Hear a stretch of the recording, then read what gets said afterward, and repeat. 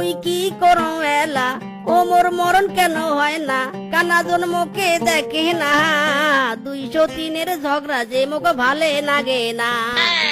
কিরে বন্ধু হোয়াটসঅ্যাপ, দুই বউ নিয়ে কিভাবে দিন কাটছে? নিশ্চয়ই ঝাঁকানাকা দিন কাটছে। তোরই কপাল রে, তোরই কপাল।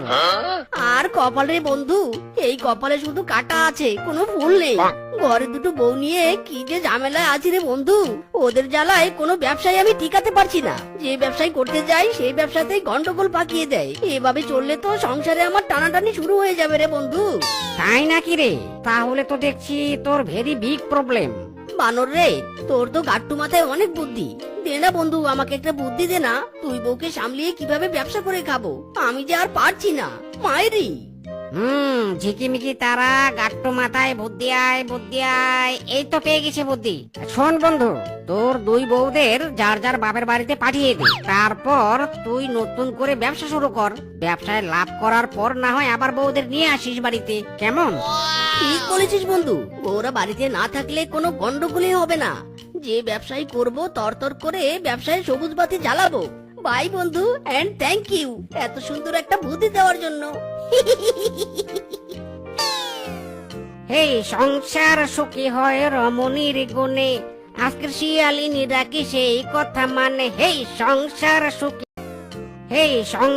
সুখী হয় রমণীর গুণে, আজকের শিয়ালিনী ডাকি সেই কথা মানে। হেই সংসার সুখী হয় রমণীর গুণে। দেখ রূপা, ভালোই ভালো বলছি, আমাকে আগে কাপড় ধুতে দে, নয়তো তোর হাতে সব বাসন ছুঁড়ে ফেলে দিব। এই বলে দিলুম। আমিও ভালোই ভালোই বলছি, আমাকে আগে বাসন ধুতে দে, নয়তো তুই আমার বাসন ছুঁড়ে ফেলে দিবি, আমিও তোর কাপড় ছিঁড়ে দিব। হ্যাঁ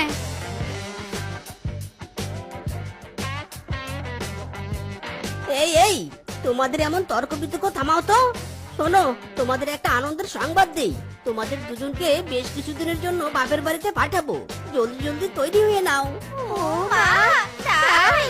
কতদিন বাপের বাড়িতে যাইনি। যাই যাই, রেডি হয়ে নেই। যাক বাবা, বাঁচা গেল। শ্বশুরের বেটিরা এক কথাতে রাজি হয়ে গেছে।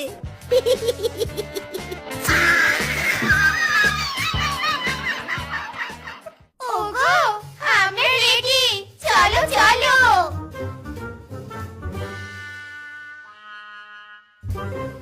শোনো নেগো, শোনো, তুমি আমাকে আগে আমার বাপের বাড়িতে পৌঁছে দাও।